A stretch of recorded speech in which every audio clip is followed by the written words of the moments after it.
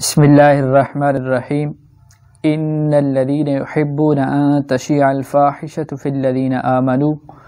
لهم عذاب علیم فی الدنیا والآخرہ واللہ یعلم وانتم لا تعلمون۔ اللہ رب العالمین کا قرآن مجید یہ ارشاد فرما رہا ہے،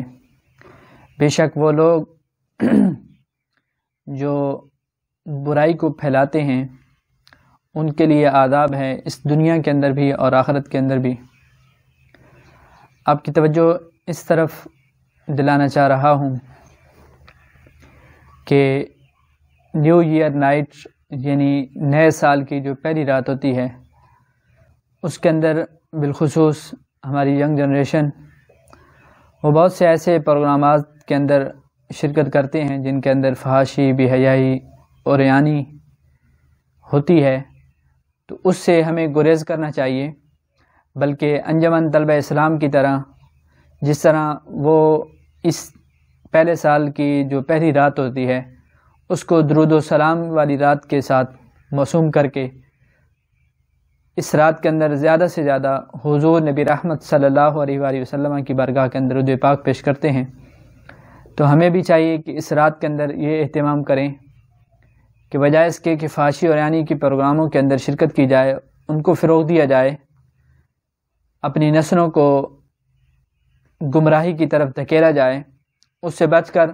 بلکہ اللہ اور اس کے رسول صلی اللہ علیہ وسلم کے حکموں کے مطابق اپنی زندگی کو سنوار کر اس رات کے اندر بھی زیادہ سے زیادہ حضور نبی رحمت صلی اللہ علیہ وسلم کی بارگاہ کے اندر درود پاک کا نذرانہ پیش کرنا چاہیے۔ پھر یہ اکثر سوال کیا جاتا ہے، اس عیسوی جو سال ہوتا ہے اس کے آغاز جب ہو رہا ہوتا ہے اس کی مبارکباد دینا کیسا ہے؟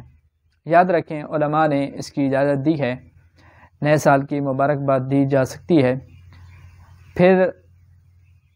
لفظوں سے پہ بھی اگر آپ توجہ کریں تو اس کے جواز کا پتہ چل سکتا ہے کہ مبارک کا مطلب ہوتا ہے مبارکباد دینے کا، کہ کسی کو دعا دینا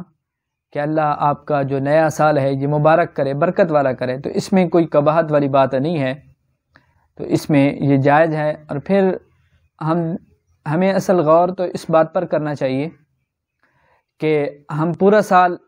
انگریزوں کی باتوں پر زیادہ توجہ دیتے ہیں، ان کے کلچر پر زیادہ توجہ دیتے ہیں، ان کی تہذیب و تمدن کو اپنانے کی کوشش کرتے ہیں، اور پھر جب صرف نئے سال کے آغاز کی بات آتی ہے، مبارکباد دینے کی بات آتی ہے، اس وقت ہمارا جوش ابھر جاتا ہے۔ تو اس وقت ابھرنے سے پہلے ہمیں اس بات پر توجہ کرنا ہوگی کہ ہماری زندگی کے اتوار، ہماری زندگی کے ایام وہ کس طرف جا رہے ہیں، ہم کس تہذیب و تمدن کا جو ہے وہ اپنی زندگی گزار رہے ہیں۔ تو مبارکباد دینے کے اندر شرعاً کوئی قباحت نہیں ہے، علماء نے اس کی اجازت دی ہے۔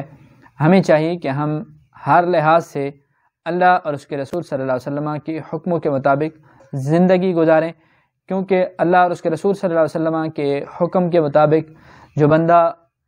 دنیا کے اندر فحاشی اور عریانی پھیلاتا ہے